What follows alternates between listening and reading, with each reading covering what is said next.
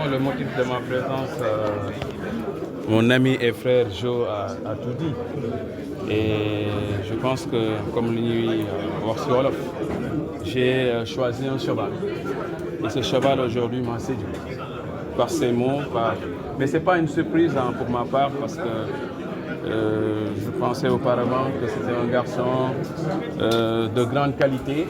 Et si Joe a pris le courage de se présenter pour la Ligue, il avait aussi toutes les qualités pour se présenter à LFA.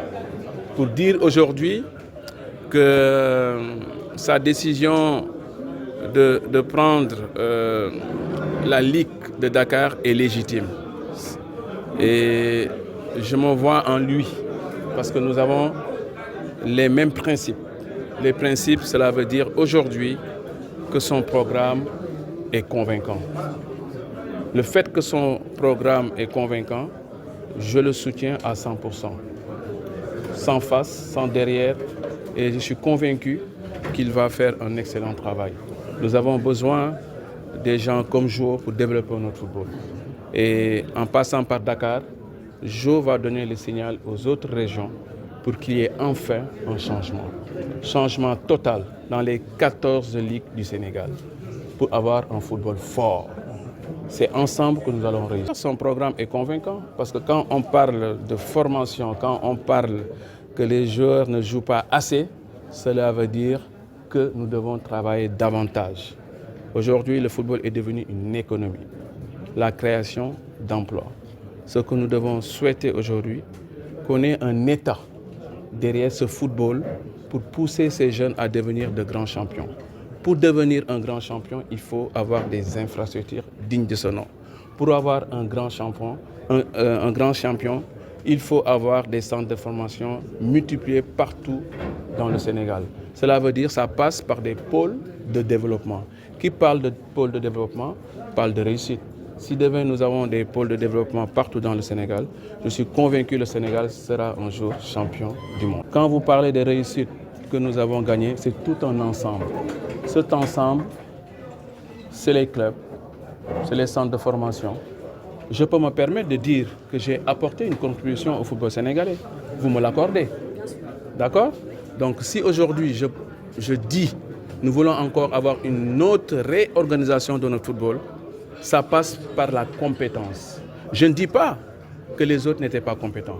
Mais après 16 ans de règne, il faut passer à d'autres personnes qui vont apporter leur contribution. Nous sommes 18 millions de Sénégalais. Cela veut dire qu'aujourd'hui, il y a d'autres têtes. Joe a parlé des sponsoring. Il a parlé de la réorganisation. Vous nous avez parlé aujourd'hui que nous avons gagné des trophées. Mais nous venons d'être éliminés. D'accord? Les gamins ne jouent pas assez. Nous avons eu la chance de gagner des trophées. Quand la fédération se permet de dire que nous avons gagné, j'aurais souhaité entendre nous avons gagné nous tous. Centre de formation, club, les journalistes, l'État du Sénégal, le peuple sénégalais. Le football doit être un levier d'unité et de solidarité pour tous les Sénégalais. Je vais répondre à votre question, mais je ne parlerai pas de ma candidature parce que là, aujourd'hui, on est venu parler de la candidature de Joe Sambo. Concernant aujourd'hui le 5e mandat d'Augustin, j'étais le premier à refuser le 4e mandat d'Augustin Senghor. J'étais le seul à dire tout sauf Augustin. Cela ne veut pas dire que je n'aime pas Augustin. J'ai une admiration pour Augustin Senghor. Il est dans mon cœur. Mais comme l'ignore, lu jot yomba dañuy toll ci benn jamono boo xam ne def 4 ou 5 mandats dafa bari 20 ans de règne baax ñëpp xam nañu tout le monde sait que les textes lui permettent d'être candidat. Mais aujourd'hui, nous aussi, les autres, ils ont aussi le courage de se dire que non, tout sauf Augustin. Maintenant, de toute façon, il ne s'est pas encore prononcé. Laissons le temps à Augustin de réfléchir. Mais je pense qu'Augustin ne serait pas candidat. Moi, j'ai toujours refusé le manco. Et si on me demande de rentrer dans le manco, je dirais non. Manco aujourd'hui, je pense que ce n'est pas la meilleure solution. Il faut toujours aller aux élections.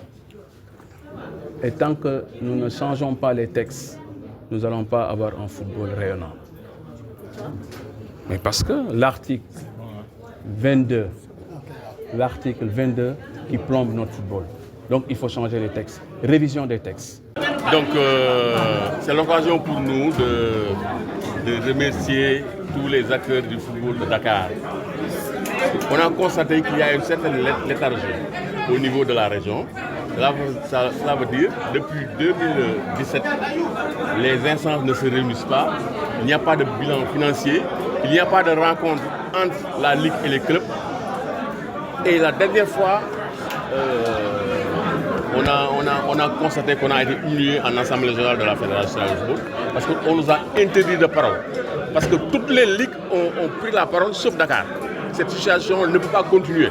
C'est pourquoi des clubs, des acteurs du football se sont élevés, ont élevé la voix et ont demandé à venir changer les choses à Dakar.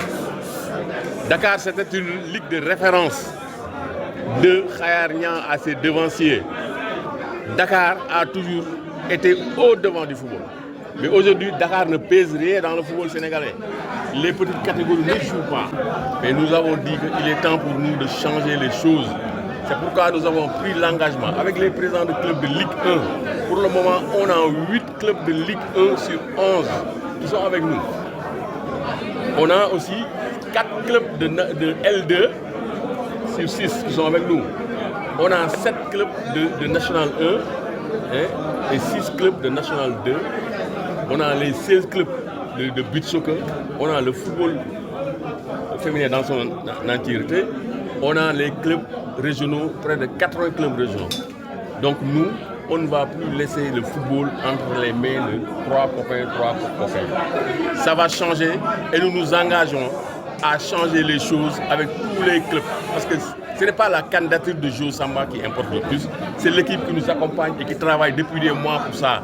Nous allons continuer le travail pour faire en sorte que la Ligue de Dakar change, que la Ligue de Dakar retrouve sa place dans le jargon du football sénégalais. En résumé, nous on a dit, la première chose, c'est les compétitions. On ne joue pas à ça. Maintenant, ce que nous allons faire, c'est décentraliser les compétitions, les confier aux districts. Nos districts n'existent presque pas. On va confier les compétitions aux districts, on va jouer plus de matchs pour les petites catégories surtout. Deuxième aspect du programme, on va déconcentrer les moyens. Quand la fédération donne des subventions, quand les clubs cotisent, nous allons faire en sorte que cet argent-là arrive au district. Deuxième aspect du problème, nous avons promis de faire une gestion inclusive et transparente. Cela veut dire quoi? Nous allons nous concerter régulièrement avec les clubs, 3 fois au minimum par an, à la fin de chaque étape, avant de commencer les compétitions, avant le démarrage de la saison, après la première phase et à la fin de la phase. Et ensuite, nous allons aussi faire des bilans financiers réguliers.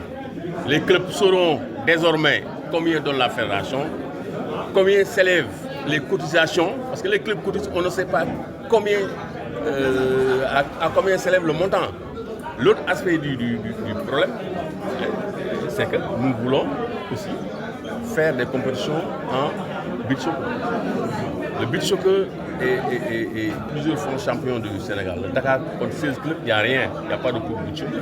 Qu'est-ce qui nous empêche d'organiser la coupe Chita de beach soccer? On a des références ici.